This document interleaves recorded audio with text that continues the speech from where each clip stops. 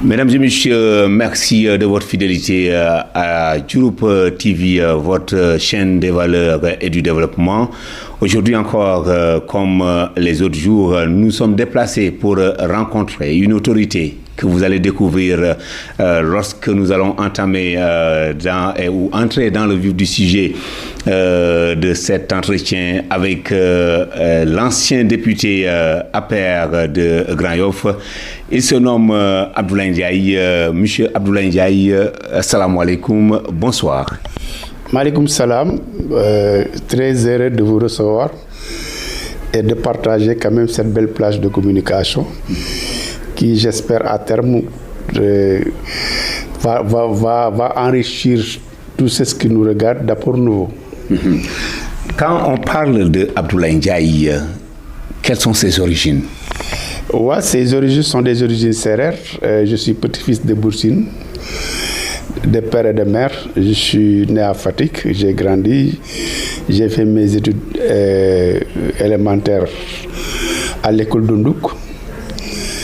Et une école prestigieuse, très mythique, parce que le président Mamadou Dia y a enseigné. Il a été même directeur de l'école. Et d'autres semmités également. Et ensuite, je suis venu à Dakar avec la bénédiction de mes parents, parce que surtout mon grand frère, parce que j'ai perdu très tôt mon papa. Et avec ma merveilleuse maman, elle a tout fait, et puis elle a accepté quand même que je suis, comment dirais-je, les pas de mon grand frère, ce qui m'a amené à Dakar, et depuis là, je suis là. Depuis quelle année? Et c'est vers les années 70, hein. Jusqu'à maintenant, je suis à Dakar. Donc, c'est une ville que je connais bien maintenant, pour y avoir habité bientôt 45 ans, 50 ans, à très jeune. Ouais. Au-delà de cette jeunesse de Abdoulaye Ndiaye, politiquement parlant, comment ce virus de la politique vous a piqué? Pour dire vrai, je n'ai jamais aimé la politique. Moi, j'étais plutôt un membre du mouvement sportif, un membre du mouvement associatif. Et c'est dans ce cadre-là que j'ai été président d'ASC, très jeune président d'ailleurs, à l'âge de 24 ans. Ensuite, j'ai acquis un capital expérience, parce qu'il n'y a pas meilleure école à l'époque que le Naïtan, que le championnat populaire. Ensuite, j'ai migré vers l'associatif, le mouvement associatif, en intégrant la plus grande ONG du Sénégal, ENDA, et surtout à ENDA Graf Sahel, où quand même j'ai eu à collaborer pendant plus de 25 ans avec le grand Emmanuel Ndion et tout le staff d'ENDA. Et cette expérience a été très enrichissante, parce qu'elle m'a permis d'être en contact avec le monde extérieur, et comment également découvrir également d'autres types de management et aussi d'organisation. Et cela a fait de moi quelqu'un qui était quand même connu dans la zone. Et un jour, les jeunes de mon quartier se sont réunis pour me dire, parce que j'étais tout souvent avec eux et en buvant du thé, ils m'ont dit que, mais grand, qu'est-ce qui se passe? Ici, dans ce quartier, il n'y a aucun responsable politique qui peut nous apporter quelque chose. Et on a remarqué que quand cela n'est pas, quand cela est inexistant, généralement, les politiques ne prennent pas en charge nos préoccupations. Donc, grand, il faut que tu fasses la politique. Je lui ai dit non, je ne ferai pas de la politique. Alors, ils sont allés voir des tantes à moi qui étaient dans le coin, que j'ai respecté beaucoup.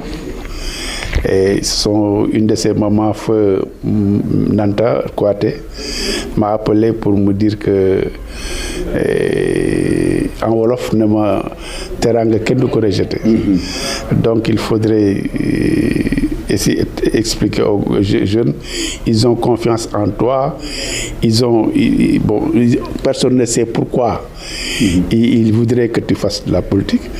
Bon, je leur ai dit que maman, le problème est un peu difficile parce que moi je ne voudrais pas aller au PDS, encore moins au Parti socialiste. C'est vrai que 10 ans avant, devant une situation assez particulière qui s'était produite dans le quartier avec le chef de quartier, il nous avait invités à l'époque de l'épauler et nous avions intégré le Parti socialiste pour 4 mois. Après, on avait tous démissionné et c'est d'ailleurs ce qui nous a permis par la suite de créer l'ASC du quartier. Donc pour revenir, c'est comme ça. Et dans la semaine qui a suivi, Macky Sall a démissionné du PDS. Et comme on a eu à pratiquer l'école élémentaire ensemble, c'est mon aîné. Et j'ai dit que bon, maintenant il y avait la fibre patriotique, quoi, en fait, fibre du terroir, quoi, en quelque sorte. Oui. Donc j'ai dit que mais pourquoi pas aller vers lui. C'est comme ça que je suis entré en contact avec lui et j'ai décidé, avec la bénédiction de mes sœurs et aussi avec la bénédiction de mon guide religieux, Serigne Moutada Mbacké, donc j'allais le soutenir. Et cette date marque votre début dans la politique et nous sommes en 2008, si je me trompe. Précisément le 9 novembre 2008 que j'ai décidé pour l'accompagner dans ces nouvelles missions. Et ensuite, je suis venu à Grand Yoff où j'avais une certaine... J'ai maîtrisé en fait le terrain pour l'avoir pratiqué régulièrement. Donc, aller au contact des populations ne me posait pas problème. Bon, j'ai organisé le parti, je suis le précurseur de l'organisation politique du parti à Grand Yoff. Et en un temps record, nous avons quand même mobilisé beaucoup de Grand Yoffois autour du projet. Parce que moi, je disais tantôt que je ne me définissais pas comme un militant politicien, mais plutôt un développeur politique. Et donc, l'idée était très claire. Et là, je savais là où on voulait aller. Il fallait que quand même nous démarquer de ce qui se passait régulièrement. Et au bout de quelques ans, on a vraiment remarqué une adhésion massive. Et ce qui a fait qu'à l'élection présidentielle de 2012, on est sorti premier ici à Grand Yoff devant la coalition SOPI et devant également Benno Tanor avec Khalifa Sall. Donc curieusement, tout le monde était stupéfait. Comment des jeunes qui sont arrivés quand même à chambouler, à quand même mettre tout le monde de côté pour quand même se hisser à la tête du landerneau politique. Ça a été quand même un grand coup et qui nous a permis, après 3 mois après, on m'a proposé d'être un candidat sur la liste des députés de Benno, pas Benno, de Benno, parce que d'abord il y avait Macky 2012, ensuite qui s'est transformé en une coalition dénommée Benno Bokk Yakaar. Oui, depuis lors, quels sont les bons souvenirs, mais aussi nous allons revenir sur les moments difficiles de votre campagne. Les bons souvenirs, c'est les 3 ans que nous avons passés. En fait, ça fait partie des souvenirs. Hein? Les 3 ans que nous avons passés dans l'opposition entre 2008 et 2012. Nous avions abattu un excellent travail et reconnu et apprécié. Et partout dans le parti, les gens disaient que Grand Yoff est la meilleure organisation. Donc ça, c'était quelque chose qui nous a beaucoup marqué.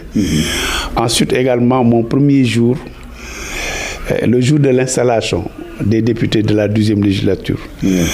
Parce que, pour 2 raisons. C'est un lieu que j'ai fréquenté lorsque j'étais au lycée. Parce que l'époux de ma sœur était un grand responsable dans l'administration de l'Assemblée. Donc j'allais souvent là-bas, étant jeune, et je me suis rappelé énormément de choses. Et je disais que qui m'aurait dit qu'un jour je viendrais ici, et dans cet hémicycle-là. Donc vous voyez que chacun a son destin. La deuxième chose, c'est par rapport à un vieux de Grand Yoff, Feu Diagli Bakayoko, qui était un grand monsieur, qui s'est beaucoup donné pour la population de Grand Yoff, qui a été un grand politique également. Et donc, un jour, je crois, lorsque nous étions dans le mois associatif, il me regardait souvent, mais il suivait mes déclarations, mes discours, la manière de pratiquer. Et un jour, il m'a appelé, il m'a dit, Petit Ndiaye, je dis oui, tonton. Il m'a dit que si tu continues comme ça, un jour viendra, tu porteras la voix de Grand Yoff. Fi nga teg sa tànk boo ko teggiwul bés a ngi ñëw di nga porter la voix de Grand Yoff. Et ce jour-là, lorsque je me suis assis, vous avez mesuré. J'ai pensé vraiment à lui. Oui. Avant ça, il y avait mes parents d'abord. Oui. Mes défunts parents, ma mère, mon papa, mais aussi mon grand frère qui a tout fait pour moi. Malheureusement, il n'a pas... Il n'est plus de ce monde. Oui. Bon, il est parti en 2008, l'année de mon intégration politique. Mais c'était bien avant. Bien avant, il est décédé en février et moi, je suis entré en novembre. Ouais. Donc, voilà. Les souvenirs également, j'ai appris, j'ai passé de très bons moments avec les gens. Parce que aussi, au niveau de l'Assemblée nationale, je participais régulièrement à toutes les activités, que ce soit au niveau des plénières, au niveau de la commission, mais au niveau de la formation également, et d'autres séminaires qui se tenaient. Ensuite également, j'étais promu point focal de la CEMU, parce que vous n'êtes pas sans savoir que, en fait, lorsque le Sénégal avait l'intention de mettre en place une agence pour la couverture maladie universelle, pour la couverture maladie du moins, il y a une délégation du ministère à laquelle s'étaient joints deux députés. Ils étaient partis au Ghana pour quand même s'enquérir de l'expérience ghanéenne qui a été une réussite. Et j'en faisais partie. De la délégation. Donc, j'avais déjà des informations par rapport à ce grand projet, contrairement aux autres collègues. Et donc, le président de la commission santé m'avait proposé ce poste de point focal. J'étais également vice-président de la commission éducation, sport, loisirs. Mais surtout, ce qui m'a le plus fait plaisir, c'est lorsqu'on m'a choisi pour être le chef de la délégation du Sénégal au Parlement panafricain, dont le siège se trouve à Johannesburg, en Afrique du Sud. Un parlement qui regroupe l'ensemble des 54 pays d'Afrique.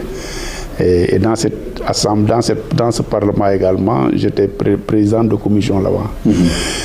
Et j'ai réalisé des choses énormes là-bas. Et par la suite même, j'ai été promu membre de la stratégie continentale d'éducation en Afrique. Et malheureusement, la politique avec tout ce qu'elle est, au moment où les collègues de l'Afrique de l'Ouest avaient proposé Mambo Sporson comme étant leur candidat au poste de vice-président du Parlement panafricain. Les gens se sont arrangés, je ne sais pas ce qui s'est passé, et ils m'ont retiré de la liste pour les élections de 2017. Donc, il y a du beau quand même, il y a énormément de choses que j'aime partager. C'est qu'avec les collègues, l'ambiance qui régnait à l'Assemblée nationale, et depuis lors, nous avons gardé de très bons rapports. Et donc, aussi au niveau du Parlement panafricain également, idem. Et donc, je me suis fait beaucoup d'amis, et puis les gens me respectaient beaucoup. En fait, ce qui fait que ce n'est pas pour rien que même lorsqu'ils ont appris que je n'étais plus député du Sénégal, ils m'avaient invité à une session délocalisée à Kigali pour quand même manifester leur amitié, leur reconnaissance, leur sympathie pour tout ce que j'ai fait, surtout au niveau de la commission éducation, culture, tourisme et ressources humaines. Et si aujourd'hui, si vous entendez parler des biens culturels, restitué par la France.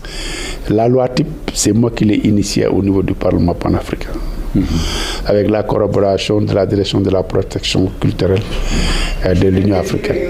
Voilà, donc, Honorable, vous êtes ému, on le ressent, mais depuis un certain temps, en tout cas des années, les Sénégalais souvent critiquent l'attitude du député sénégalais. Les parlementaires ne sont pas bien vus par les populations qui les ont mis dans cet hémicycle.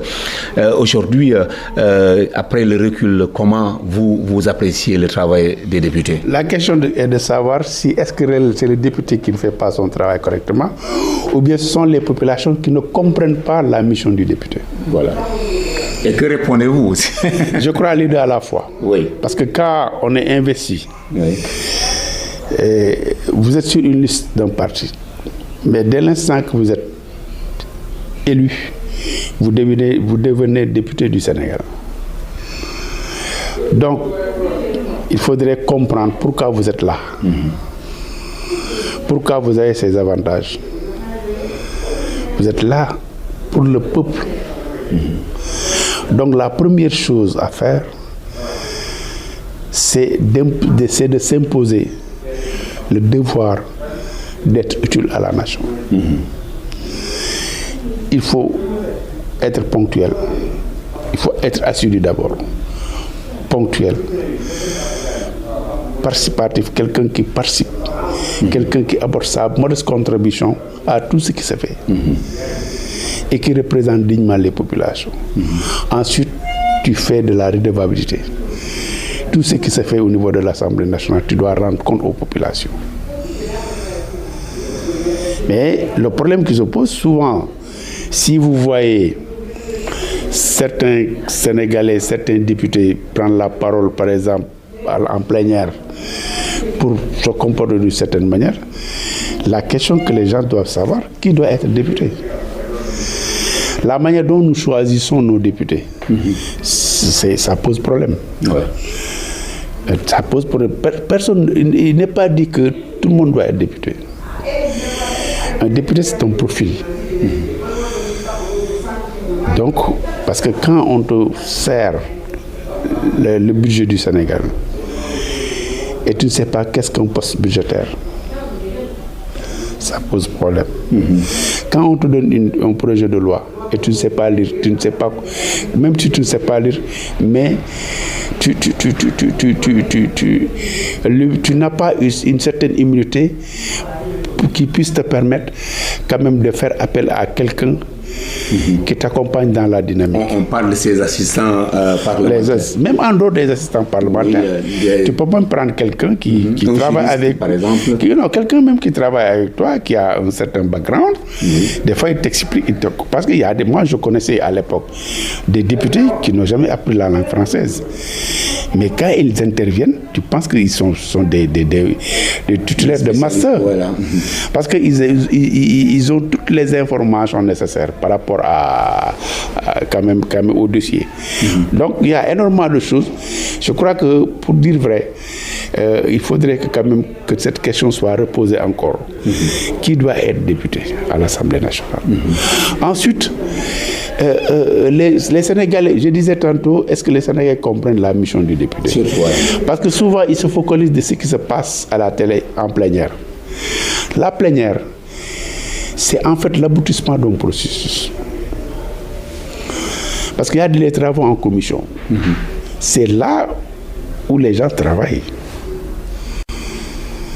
Parce que tu peux faire avec un ministre 8 heures de temps. Et ça, on parle de technique. Et c'est là où quand même les gens mesurent le niveau des uns et des autres. Et leur capacité. Et leur capacité à s'adapter. Donc, à prendre en charge certaines questions, à mettre les ministres devant ses responsabilités. Mais maintenant, par exemple, tu peux venir en commission, tu fais part au ministre de toutes tes préoccupations. Il te donne toutes les réponses, tu es satisfait. En plénière, tu n'as pas besoin de reprendre les mêmes questions. Surtout. Mais il y a des gens qui ne viennent pas en commission, Mais comme ils savent que la presse sera là, ils en profitent pour faire le show. Et malheureusement, ce sont ces gens-là que souvent les Sénégalais taxent de bons députés. Le bon député, ce n'est pas celui qui vient, qui critique à longueur de journée. Le bon député, c'est celui qui pose les questions qu'il faut, au moment où il faut, et quand il le faut, et avec la manière. Et surtout avec les questions d'actualité. Regardez ce qui se passe présentement.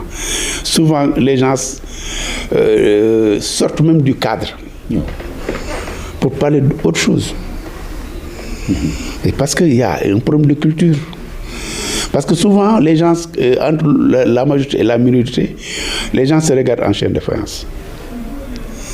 Alors que ce sont des députés du Sénégal, ils se complètent. Surtout. Donc il y a un problème de compréhension, il y a un problème de culture qui se pose. Le député, il doit être préparé. Il doit être quelqu'un qui est un homme averti. Encadré d'abord.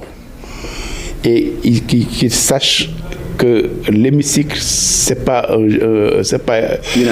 cadre de théâtre. Voilà. Mais c'est plutôt là, c'est une situation éducative. On apprend, mais on donne également. C'est le donner et le recevoir. C'est le rendez-vous du donner et du recevoir en quelque sorte. Les ministres ont envie de comprendre, mais les députés aussi ont envie de comprendre. Donc, mis dans une telle situation, ce qui doit être mis à contribution, c'est quand même cette reconnaissance par rapport au pays, ce que le pays a fait pour vous. Parce que la prise en charge, la prise en charge aussi bien du ministre que du député, c'est l'État qui l'assure. Donc, il faudrait qu'il y ait une symbiose. Il faudrait qu'il y ait un bon climat. On n'a pas besoin de s'insulter. On n'a pas besoin de noter des écarts de langage. Surtout. On peut dire ce qu'on a envie de dire dans les meilleures manières possibles. Oui. Honorable Ndiaye, à ce titre, le chef de l'État a appelé à un dialogue pour repenser ou parler de ce système politique avec cette pléthore de partis. Quel commentaire faites-vous avant même la posture adoptée par l'APR qui dit non, on ne peut pas répondre à ce dialogue? Oui, je crois qu'il y avait deux possibilités. Au niveau du ministère de l'Intérieur, il y a la Direction générale des élections. Il y a la Sénat, etc., etc. Et il y a des concertations régulières qui sont prévues avec les partis politiques. Je crois qu'il y a un travail qui devait se faire à ce niveau-là d'abord. Et maintenant, s'il y a les conclusions, on arrive aux conclusions, qu'on convoque un débat national pour les partager. Ça c'est mon niveau. Ce cas-ci, ce qui se passe, c'est qu'il a convoqué une concertation nationale, un dialogue national le 28, parce que c'est perpétué. C'est quelque chose qui a été décidé par l'ancien président Macky Sall. Mais ce qui devait se passer, c'est que si vous voulez discuter avec les partis politiques, mais appelez-les d'abord, échanger pour voir le profil qui peut gérer quand même le dialogue. Le médiateur, vous voulez dire? Oui, le facilitateur. Le facilitateur, oui. Moi, je connais très bien le facilitateur. Nous habitons ensemble ici à Grand-Yoff. C'est un monsieur qui est très sérieux, doté d'une bonne culture et qui a un niveau intellectuel quand même reconnu de tous. Bon, maintenant, à ce niveau, le problème ne se pose pas. Mais par principe, toutes les parties devaient s'asseoir autour d'une table et proposer un profil. Et le président... honorable, vous êtes en train de demander à l'actuel président ce que l'ancien président n'a pas fait. Est-ce que pour le facilitateur, tous les partis étaient quand même... Oui, non, le président l'a fait. Le président Macky Sall avait convié la société civile, les partis, et ils avaient proposé quelqu'un, et ils étaient tous d'accord. Et donc, je sais que si aussi, bon, connaissant ces Michel, peut-être les autres ne le connaissent pas, mais moi, je ne vois aucun inconvénient pour que Cheikh Gueye soit le facilitateur. Je ne vois aucun inconvénient. Bon, maintenant, ensuite, mais il y a des préalables. Les commissions, comment les commissions vont fonctionner? Qui doit présider les commissions? Chaque commission, quels sont ceux qui doivent présider les commissions, les travaux en commission? Cela sera décidé lors du lancement. Ça devait être un préalable. C'est-à-dire que le lancement, le président, il vient, il fixe les objectifs et peut-être il décrit les résultats attendus. Et maintenant, les travaux vont démarrer, je crois, à partir du 4, je crois. Mais en principe, il y a des préalables. Ceci devait se faire bien avant, en amont. Que les gens, à ce niveau-là, quand on vient maintenant le 28, c'est l'ouverture solennelle. Mais en tout cas, maintenant, ensuite, les gens déjà ont une idée de celui qui va faciliter les travaux, les commissions, les profils qui vont comment dirais-je, présider les travaux en commission, etc. etc.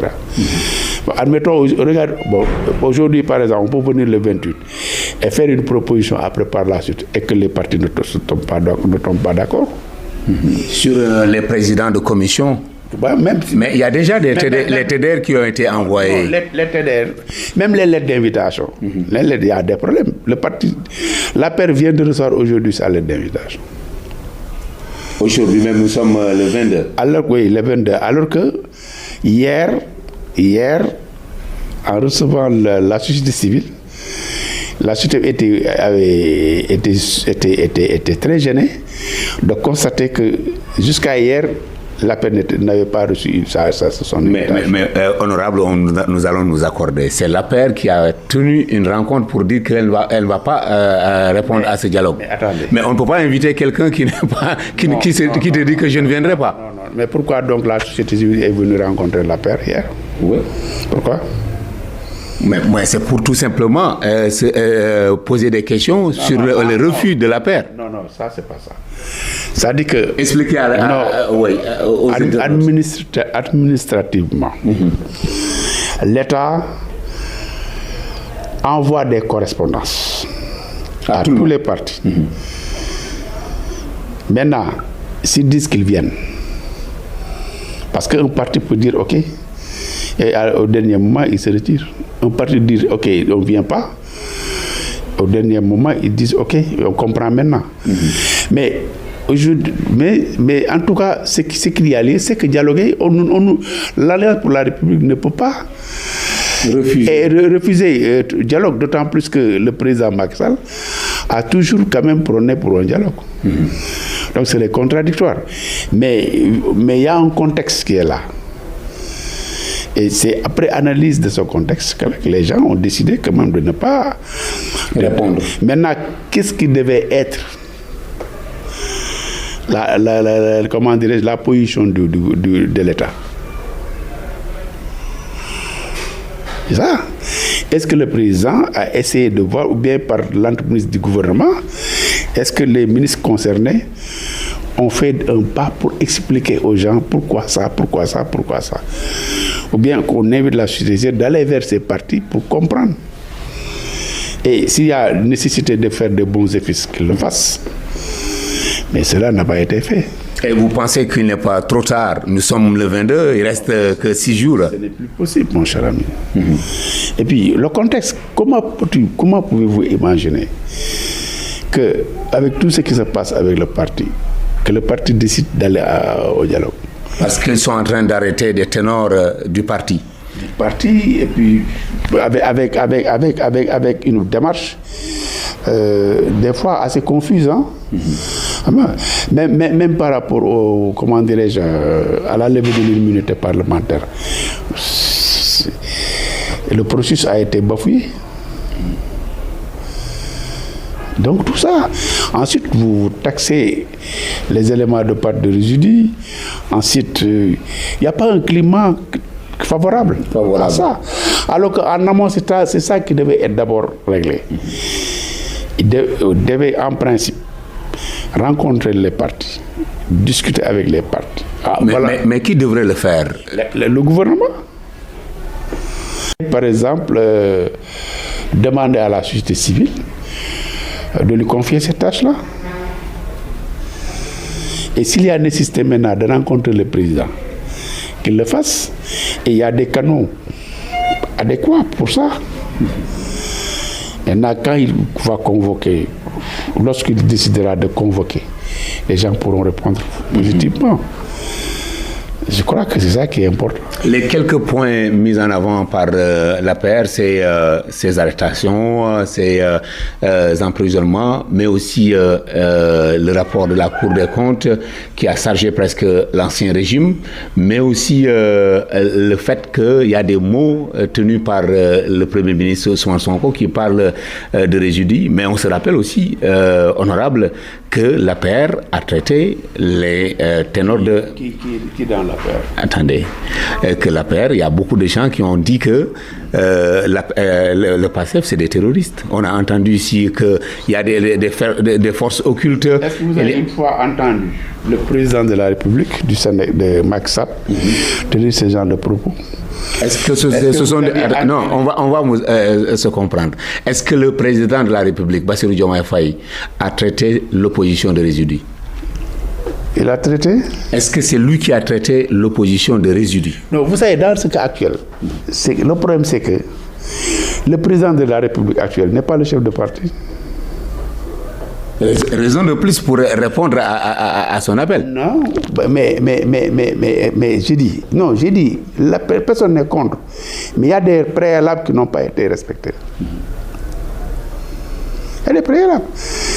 Maintenant, le premier, est-ce que vous avez une fois entendu Boun Abdallah Dionne, Amadou Ba tenir les mêmes propos que Ousmane Sonko? Non.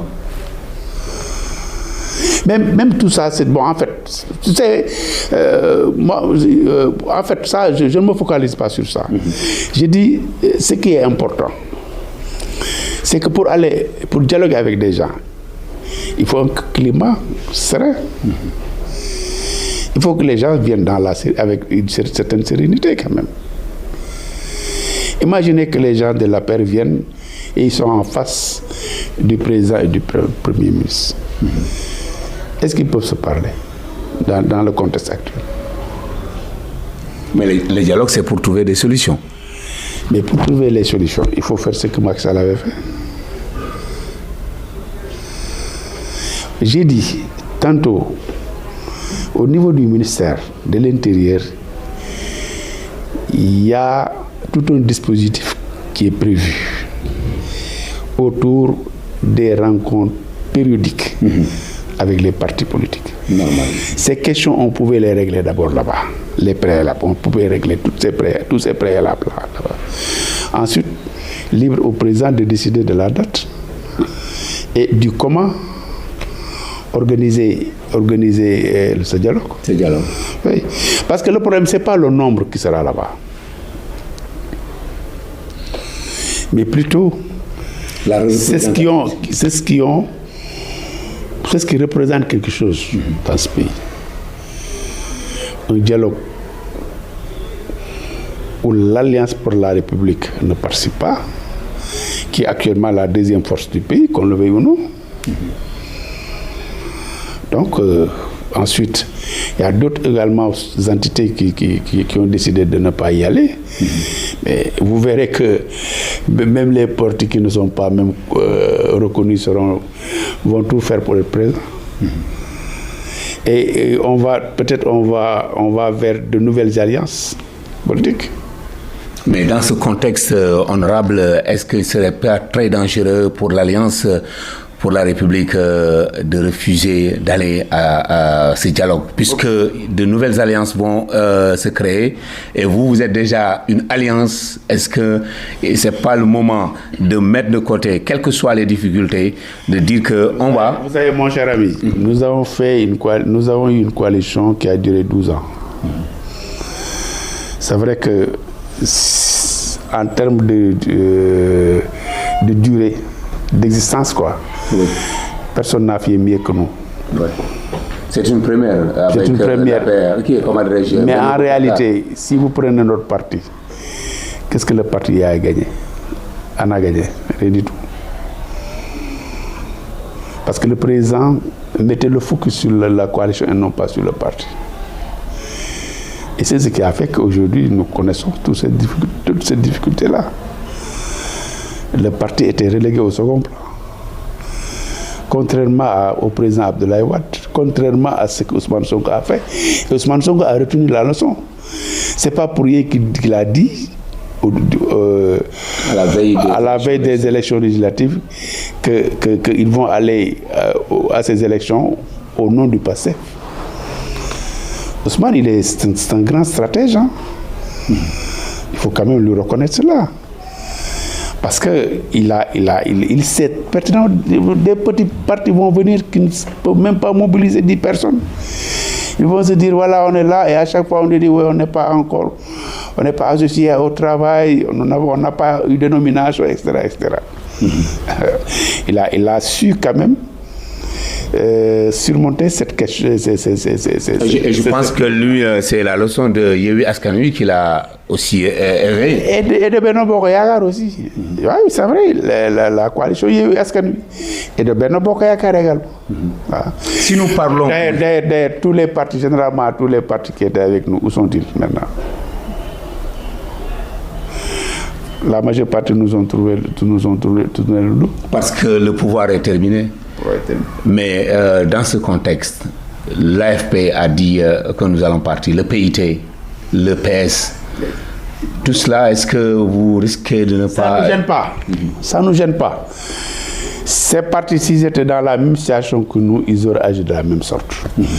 Sonko était dans une autre situation, il n'a jamais coopéré avec nous. Il n'a jamais répondu au dialogue.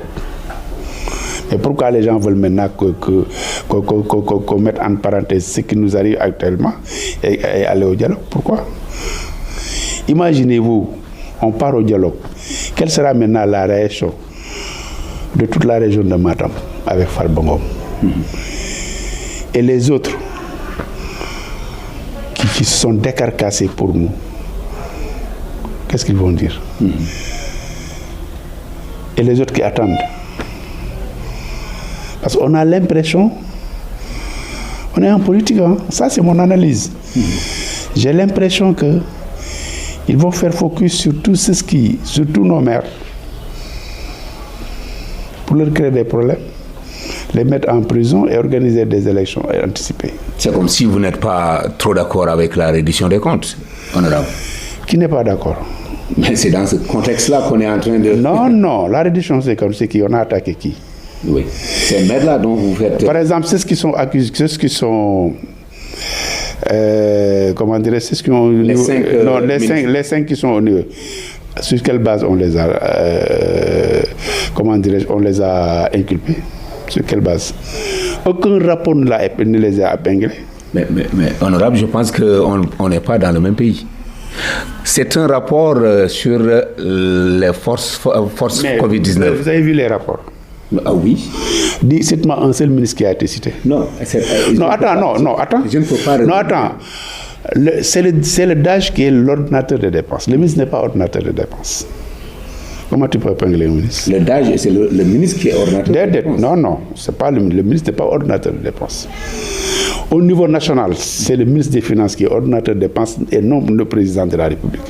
Au niveau des ministères, c'est le DAGE qui est ordinateur des dépenses. Il n'y a aucun rapport qui a épinglé un ministre. Aucun rapport. Ça m'aurait étonné en tant que journaliste. Mais vous êtes journaliste, vous n'avez pas lu le rapport? J'ai eu à survoler le rapport. Il y a 85 recommandations. Oui. Ceux qui ont subi une information judiciaire, ils sont au nombre de combien? Ils sont une dizaine. Tu as vu un ministre qui a été convoqué? Donc vous écartez tout simplement la responsabilité des ministres. Va voir le texte et tu les lis.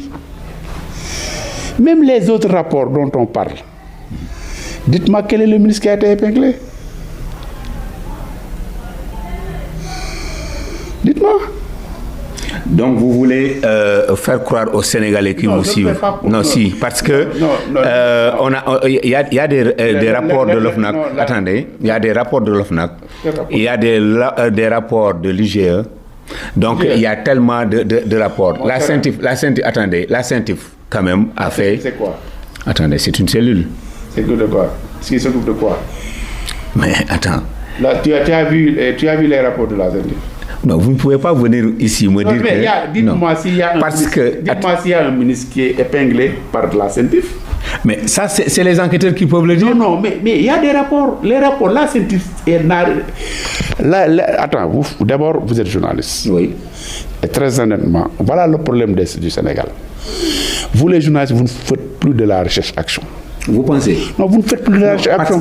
Parce que je me rappelle, si autant de, par exemple, des Latif Coulibaly comme ça, aujourd'hui, on aurait plus d'informations par rapport à toutes ces questions. Parce qu'un journaliste s'adresse à moi et me dire que le ministre est ordonnateur de dépenses, je dis que vous n'avez rien compris, mon cher ami. Je suis totalement désolé. Un ministre est ordonnateur de dépenses. Non, vous ne pouvez pas aujourd'hui. Vous savez, on était dans une situation d'exception. Attendez. Mon cher ami, il faut enlever. Mon cher ami, c'est ce que je te dis. Ça, je vous le dis. Si le ministre n'est pas ordonnateur de dépenses, là, je ne comprends pas. Maintenant, nous étions dans une situation d'exception, honorable. Mon cher ami, ce que tu dis là, c'est très grave en tant que journaliste. Allez-y. C'est très grave ce que tu dis. Et au sortir de cet entretien, il faudrait te documenter. On verra. Au niveau national, le budget national, le président de la République n'est pas ordonnateur de dépenses. C'est le ministre des Finances qui est ordonnateur de dépenses. Au niveau des ministères, c'est le DAGE qui est ordonnateur de dépenses.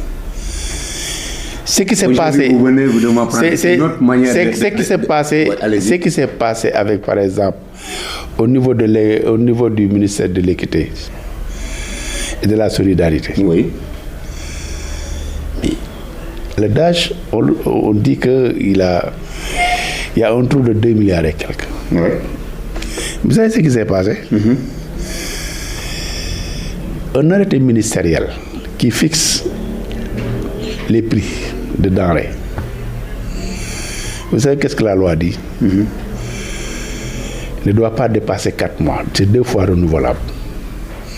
Après, au bout de 4 mois, ça devient caduc. 7 ans après, il y a la Covid. Oui. On était dans une situation exceptionnelle. Le ministre a saisi l'agence de régulation des marchés. Ils lui ont suggéré de faire un appel d'offres. Ils ont fait un appel d'offres et ils ont pris le moins 10 ans, qui a proposé 275 francs. On signe, on donne à ces gens-là les marchés. Le vérificateur, l'évaluateur, le vérificateur de la Cour des comptes, il dit travailler sur la base de l'arrêté de 2013, qui est caduc. Comment pouvez-vous expliquer ça? Donc vous y voyez un acharnement? Non, je ne suis pas là-bas, je ne suis pas à ce niveau-là. Je te pose des faits. Et libre à tout un chacun d'en faire sa propre religion.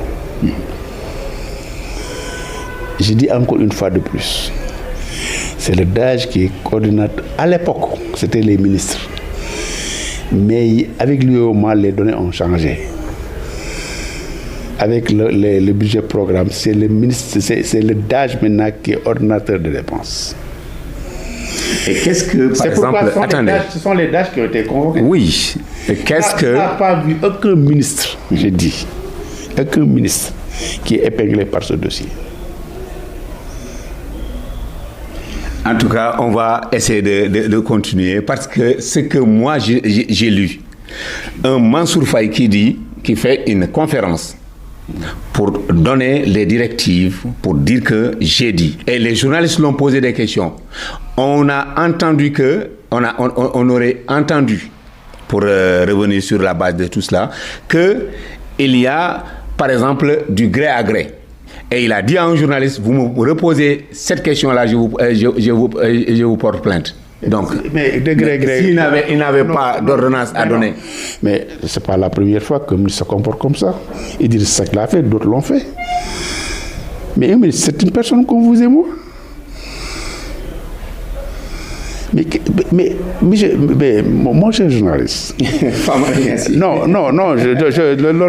ça, ce qui est important dans ce pays, il faut aider les populations.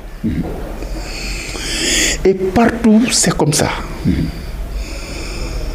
Vous vous focalisez sur ce que les gens disent. Non, attendez, attends. Ça, je vous ai dit tantôt que ce que je t'ai dit, c'est la vérité. Aucun ministre n'a été épinglé. Mais dis-moi, quel est le ministre qui a été épinglé? Qui?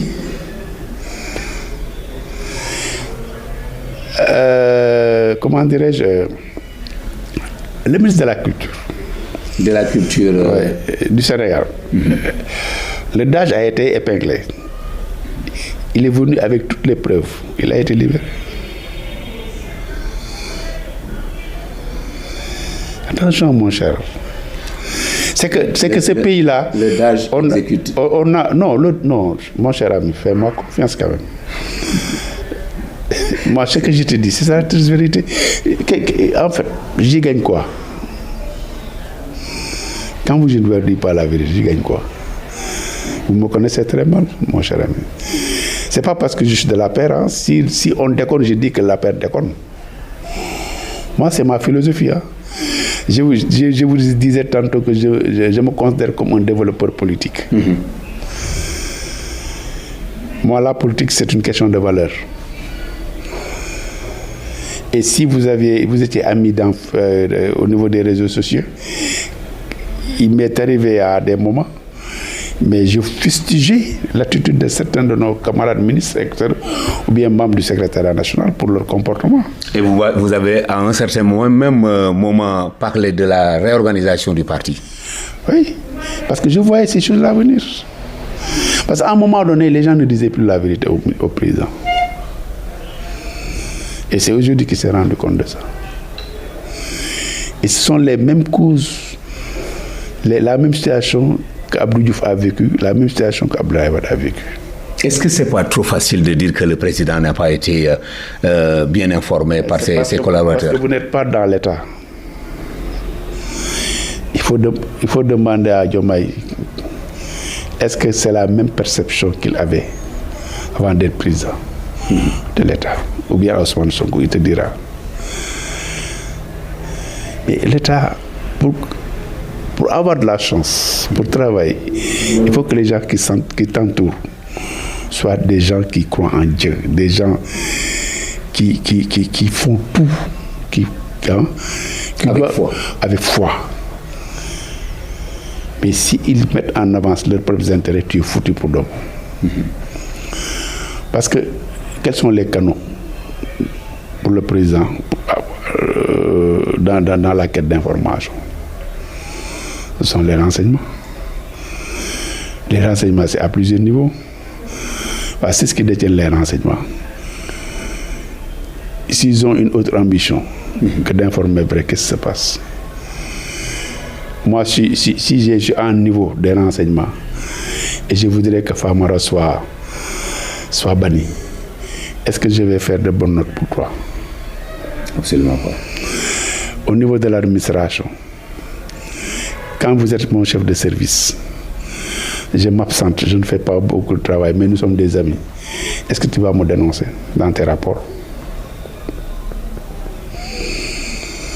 C'est pourquoi quand on parle du président, mais le président, c'est une personne comme nous autres. C'est toute la chaîne et à tous les niveaux de responsabilité. Les gens ne jouent pas franc jeu. ça déteint sur les décisions du président de la République. Avec toute l'expérience que vous avez acquise. On appelait Abdou Diouf au deuxième tour de l'élection présidentielle en 2000. Lorsqu'il est entré dans la rue, il a vu des sachets de café de 25 francs. Il a dit ça, c'est quoi ça? Les gens lui ont dit que Monsieur le Président, c'est ce qui existe dans nos maisons. Il a dit que c'est pas vrai. Gars, que proposez-vous aujourd'hui pour vraiment qu'on puisse quand même développer ce pays-là? Ce pays, le premier chantier, c'est d'abord la famille, la cellule familiale. Il faut repenser la famille et qu'on revienne aux fondamentaux. On n'éduque plus nos enfants, on ne s'éduque plus. La rue, on s'améliorait dans la rue. Parce que c'était le rendez-vous du donner et du recevoir. Ce n'est plus le cas maintenant. La communauté était là pour encadrer les enfants. L'école est un cadre d'éducation avant d'être un cadre d'instruction. Ce n'est plus le cas maintenant. C'est pourquoi les services, les gens font tout ce que bon leur semble. Dans la rue, c'est le vagabondage. À la maison, avec la génération tête baissée, nos phones, nos téléphones, personne ne se parle. Tout le monde se concentre sur son phone. Un pays comme ça. Regarde l'indiscipline notoire qui nous caractérise. La méchanceté, la jalousie. Il faut casser ces insuffisances-là. Ça, c'est le premier chantier. Sinon, tout ce qu'on aura à faire, tous les projets qu'on aura, ça ne sera que l'être, comment dirais-je, dans la poubelle finalement. Parce qu'en vérité, aujourd'hui, par exemple, les jeunes qui sont là tout autour, ils réclament de l'emploi. Allez leur demander quel est leur niveau d'études. Et leur qualification. Bien leur qualification. Ils disent qu'ils n'en disposent pas. Alors que nous parlons d'autosuffisance alimentaire, cela est synonyme de quoi? C'est d'aller se retourner vers la terre. Est-ce que ces jeunes-là sont prêts pour ça? Ils ne sont même pas préparés à ça. Il y a du travail à faire. Et le paradoxe, c'est que dans ce pays, nous avons beaucoup de groupes organisés. Regardez les ASC. Quel est le quartier dans le Sénégal qui ne dispose pas d'une ASC? L'ASC pouvait être un relais, un très bon relais pour l'État. Nous avons combien de zones dans ce pays? Vous prenez la zone Casamance-Kolda. On lui dit que maintenant, Dieu a fait que ça pleut énormément là-bas. Nous voulons du riz, nous voulons une grande brasserie. Nous voulons une usine de transformation des produits locaux. On fait appel à nos champions économiques. Est-ce que vous êtes prêts pour mettre en place des usines de transformation? On valorise les jeunes, les étudiants, on leur dit descendez sur. Venez. On mobilise la jeunesse autochtone. Au bout de 3 ans, vous verrez, car vous dites à un Casacé, tu peux venir à Dakar, il va te dire merde. Merci beaucoup. Merci beaucoup. Vous allez dans la zone centre. Qu'est-ce qu'il nous faut? Beaucoup d'arachides, beaucoup de mil. Toutes les spéculations. Voilà. Dans la baisse jusqu'à la zone du Djoubel, la zone de Louga, etc. Cette zone-là. Non, le maraîchage. Oui. Vers la baisse jusqu'à la région de Thiès. Saint-Louis, la culture rizicole. Il y a les phosphates qui sont là-bas. Mais c'est comme ça qu'on arrive à développer un pays, mais avec la manière que tout le monde soit conscientisé. Qu'on fasse... Vous avez fait 12 ans. Pourquoi vous n'avez pas proposé tout cela? C'est pourquoi je te disais, combien de fois j'ai dit ça? On ne t'écoute pas. On ne s'écoute pas. On n'a pas... Tu sais que la politique est devenue maintenant... un fourre-tout. Une chose qui est mal vue. Mal vue, c'est vrai. Parce que les gens en font un moyen pour exister. D'ascension. Pour, par exemple, postuler à des responsabilités, etc. Alors qu'en vérité, c'est pour participer au développement de ton pays. Moi, je dis que moi, je suis un jardinier. Qu'est-ce que je dois faire à partir de ma position pour participer au développement de mon pays? Le chef de service se pose la même question. Et ensemble, on essaie de trouver les moyens qu'il faut. Je suis sportif. Comment je dois faire pour que le pays remporte toutes les coupes continentales? Une politique sportive. Et qu'on soit. Et c'est une très belle plage pour valoriser nos jeunes et les occuper utilement. Parce que le football maintenant est devenu une industrie. Ouais. Mais le maraîchage, l'élevage, l'agriculture, maintenant, les métiers du numérique.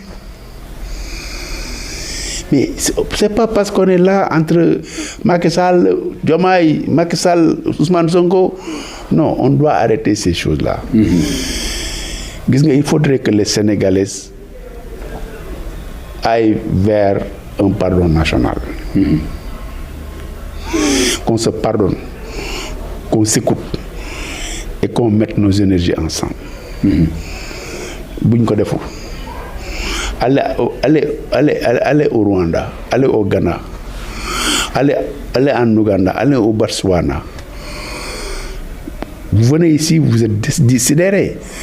La discipline qui règne dans ces pays-là. Gars, nous sommes Côte d'Ivoire, après combien d'années de guerre? Donc le problème, ce n'est pas la personne du président. Le problème, c'est quels sont les mécanismes à mettre en œuvre pour qu'on puisse sortir de cette situation-là. Regarde ce qui se passe dans ce pays. On vit les contre-valeurs et personne n'en parle. Ousmane Sonko, il est dans son bureau. Il reçoit des informations, il reçoit des notes, il travaille à partir de ces notes. Mais est-ce que ça suffit? Le ministre, il est idem. Le chef de service, idem. Et les populations à la base.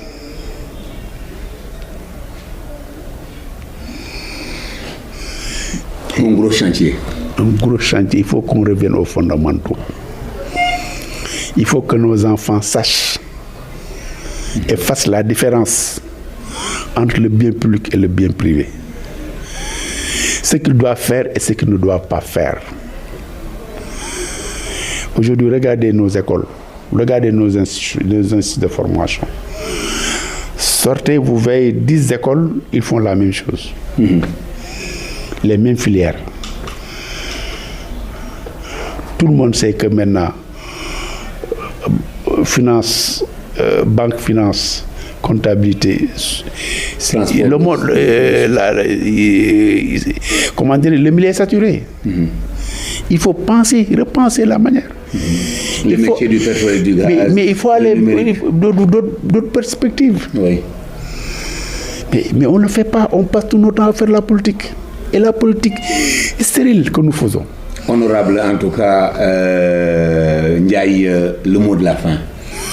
Je vous remercie parce que vous me donnez une opportunité pour discuter avec mon ami Diola. Et ça, c'est la force du Sénégal. Oui. Le cousinage à plaisanterie, c'est ça qui a comment dirais-je, la religion. Oui. Le dialogue islamo-chrétien. Nous sommes arrivés à mettre d'accord tout le monde sur ces aspects-là. C'est pourquoi on est en paix. Et que cela continue davantage. En tout cas, j'ai été honoré. Merci. Je ne sais pas si les résultats attendus sont... Exactement. En tout cas, je vous félicite. Les questions étaient très pertinentes. Et je vous souhaite quand même une longue vue. Merci beaucoup. Mesdames et messieurs, c'était l'entretien spécial avec l'ancien député APR de Grand Yoff, l'honorable Abdoulaye Ndiaye. Il a abordé avec nous des questions, souvent avec divergence, mais c'est comme ça, une émission. Merci de votre fidélité. Merci pour lui d'avoir accepté notre invitation sur Diouroup TV. De l'autre côté de la caméra, nous avons Abdoulaziz Diouf, merci de votre fidélité, de votre compassion pour Diouroup TV, la présentation Famara Niasse. Rendez-vous est donné pour une autre émission, un autre entretien sur la chaîne des valeurs et du développement. Au revoir.